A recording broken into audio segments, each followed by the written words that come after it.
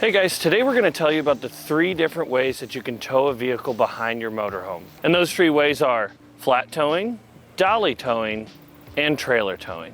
The first method of towing a vehicle behind your motorhome is going to be flat towing. This is also going to be the most preferred method if your vehicle allows it. The way you find that out is you look in your owner's manual of your vehicle to be able to find out if you can tow your vehicle with all 4 wheels on the ground, 2 wheels on the ground, or no wheels on the ground. And if it says you can tow with all 4 wheels on the ground, you can flat tow. The reason why people like it so much is because they don't have to worry about storing a tow dolly or storing a trailer whether you're out on a trip or you're at home. You don't have to store anything. The only components that you will have is going to be your tow bar, your safety cables, your electric, and whether or not you have a brake line. And that's all you have to store. So you just unhook all that stuff and put it in your camper. The pluses for flat towing is going to be, it's going to be the most cost effective over time because you're not going to have to pay for maintenance or anything like that for your trailer or your tow dolly. It's also going to be the fastest to set up because all you have to do is just connect all these components to the front of your vehicle after you pull your vehicle up to your motorhome. I set this one up yesterday and it took about 5 minutes to connect all of these components. And I also did a tow dolly and a trailer, and those took about 20 to 30 minutes to tie everything down. Now there are a few disadvantages of flat towing. The biggest one in my opinion, and a lot of people's opinion that we see on our website, is that you're going to have added wear and tear on your vehicle. This means that because all 4 wheels are on the ground and you're using the brakes on your car to stop itself, you're going to have added wear and tear on your tires and your braking system on your vehicle, along with the rocks and debris and stuff like that coming up and making contact with the front of your vehicle. The other thing is that you're going to have to modify your vehicle. So you're going to have to add a base plate to your vehicle so that you can pull it with the tow bar and the motorhome.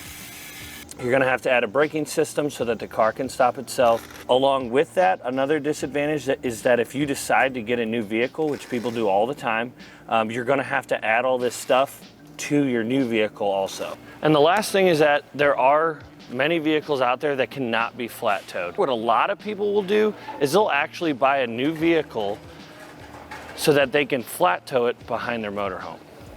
The second option is going to be towing your vehicle on a tow dolly. One of the main reasons why you're going to have to tow your vehicle on a tow dolly is because your vehicle has 2-wheel drive, whether that is front wheel or rear wheel drive, and you cannot disconnect the transmission from moving when you're pulling the vehicle. So you can't flat tow it because you have to have 2 wheels off the ground, and that's always going to be the drive axle. Some of the benefits of having a tow dolly rather than a flat tow setup is going to be that you can take some of the wear and tear off of your vehicle and put it on the tow dolly. For example, with the Prius we have here, we're taking the road grime and stuff like that off of the front wheels and putting it on the tow dolly. Another reason is going to be storage. So you're going to have a place to store the tow dolly when you get to your RV site and when you get home.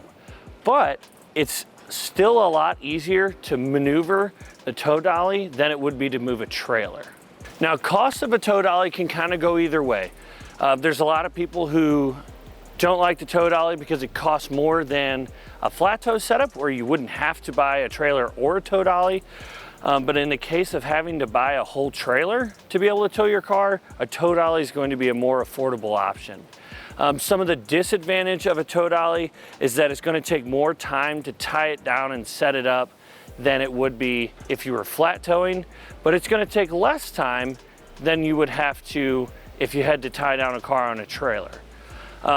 Another reason, or another disadvantage of this would be that your rear axle on your vehicle, or front axle if you have a rear wheel drive vehicle, is still going to be on the ground. So you're still going to have wear and tear on the rear tires and the rear suspension that may decrease the time that your rear tires will last. And the last way to tow your vehicle behind your motorhome is going to be trailer towing. Usually this is the least preferred method just because you're adding a whole nother trailer to your motorhome and you might not want to pull it. You may not feel comfortable pulling it.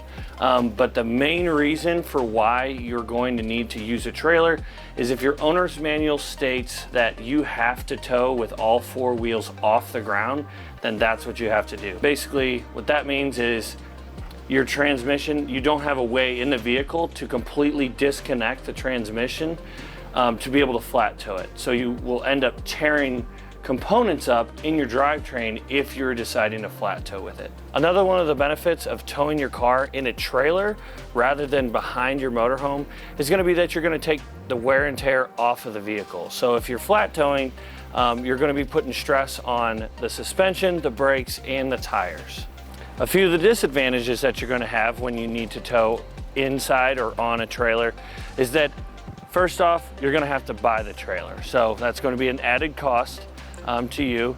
Another thing is that you're going to have the added weight behind your motorhome, so you keep that in mind when towing. And lastly, a lot of people don't know this, but when calling around to campsites, you're going to have to include the length of the trailer, which in our case is 20 feet, in with the motorhome. So your total length just got added on by another 20 to 25 feet with our setup here. So keep that in mind. You may find that a lot of campsites can't accommodate that, and that's just one of the factors that goes into having to tow a trailer.